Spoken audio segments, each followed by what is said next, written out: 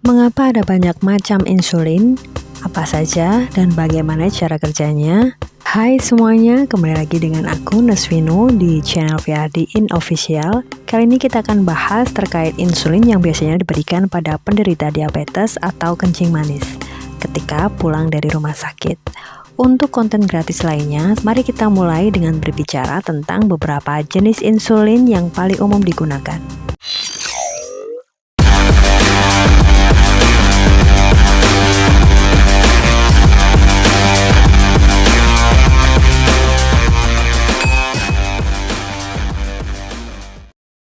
Pertama-tama, insulin biasanya digunakan untuk penderita diabetes tipe 1, tetapi juga dapat digunakan pada penderita diabetes tipe 2. Ketika beberapa terapi dari antidiabetes oral atau obat minum yang berbeda dan mungkin mereka tidak bekerja, dan sekarang mereka membutuhkan insulin selain obat lain yang sudah mereka konsumsi, sehingga insulin biasanya diberikan dalam 4 jenis yang berbeda. Jenis insulin yang pertama adalah insulin kerja cepat, atau yang biasa kita sebut dengan rapid insulin. Biasanya di pasaran yang beredar dengan merek dagang berakhiran dengan log. Contohnya adalah Humalog atau Novalog. Jenis rapid insulin bekerja cepat dan biasanya diberikan tepat sebelum makan karena biasanya penderita diabetes atau kencing manis memiliki kebutuhan yang meningkat untuk memecah makanannya yang mereka konsumsi, atau bisa juga insulin ini diberikan tepat sebelum makan karena akan menjadi waktu untuk proses metabolisme sesuai tubuh dan biasanya dikombinasikan dengan insulin kerja panjang atau long acting atau menengah atau yang bisa kita sebut dengan intermediate. Onsetnya cukup cepat karena kerjanya cepat. Onsetnya sekitar 5 hingga 15 menit dan puncaknya akan terjadi pada 45 hingga 75 menit dan durasinya akan bertahan dalam tubuh selama 2 hingga 5 jam. Jadi, sesuatu yang perlu diingat di sini, jika seseorang dengan diabetes saat ini memiliki kadar gula darah katakanlah 235 dan mereka dalam skala geser atau kadar gula darah yang kadang naik, kadang bisa turun. Itu berarti tergantung pada seberapa tinggi gula darah yang akan tergantung pada beberapa banyak enzim reguler atau enzim yang rutin atau yang biasanya digunakan oleh tubuh untuk memproses mengolah kadar gula yang ada di dalam tubuh. Misalnya pada penderita diabetes dengan kadar gula darah 235, akan tetapi mereka tidak terlalu banyak makan. Mungkin mereka hanya mengkonsumsi 25% dari makanan yang disajikan karena mereka mual, ada hal lain yang terjadi dan apa yang mengganggu.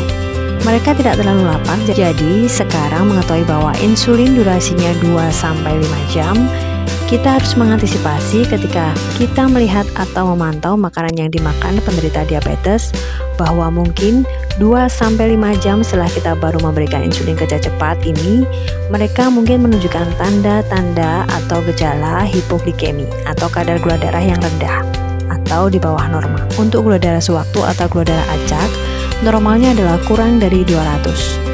Karena suatu kondisi, penderita diabetes ini tidak banyak makan dengan sebanyak jumlah porsi yang telah disediakan. Maka pemberian insulin juga harus dipertimbangkan dan dikonsultasikan dengan tim medisnya atau dokter keluarga. Sesuatu yang harus diingat bagi pengguna insulin adalah puncak insulin bekerja dan durasi onset dalam kadar gula darah penderita diabetes tersebut, serta asupan oral mereka juga perlu diperhatikan.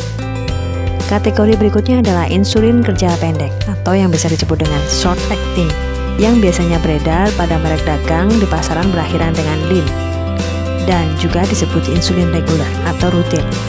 Dan insulin reguler adalah satu-satunya insulin yang dapat diberikan dalam intravena atau melalui pembuluh darah vena, dan sebagian besar untuk tujuan keamanan karena dari tim medis tidak ingin memberikan insulin kerja cepat dan panjang, dan intravena karena kemungkinan tim medis benar-benar tidak memiliki kendali atas glukosa darah pasien dalam jangka waktu yang lama, di mana tindakan singkat yang biasanya terjadi adalah mempertimbangkan berapa lama efeknya dalam tubuh pasien, dan tim medis dapat mengantisipasi penurunan kadar gula darah pada jumlah tertentu dan waktu tertentu pula.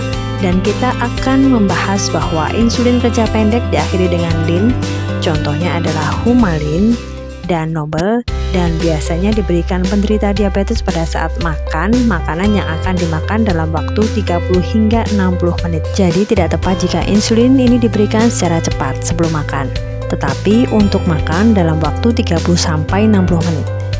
Dan ini biasanya mereka gunakan di rumah sakit. Insulin short acting atau jangka pendek seperti rapid akan dikombinasikan dengan insulin long acting atau salah satu dari insulin ini dari kategori insulin basal atau kata dari basal di sini adalah setelah bangun tidur. Untuk puncak dan durasi onset, karena dari tim medis ingin memberikan 4 kali makan, jadi kurang lebih 30 menit puncaknya akan menjadi 2 hingga 4 jam dan kemudian akan bertahan dalam tubuh 5 hingga 8 jam. Jadi sekali lagi untuk pengguna insulin baik itu keluarga atau pasien atau penderita diabetes harus memastikan berapa banyak mengkonsumsi makanan itu untuk melihat dan mengantisipasi segala jenis hipoglikemia atau kadar gula darah rendah atau kurang dari normal yang dapat terjadi di sini. Sekarang yang pertama dari insulin basal adalah perantara. Insulin langsung biasanya mencakup setengah hari atau semalam dan dikombinasikan dengan insulin kerja cepat hingga kerja pendek. Jadi salah satu dari keduanya di sini untuk cakupan makan. Kemudian selanjutnya adalah insulin kerja panjang atau long acting.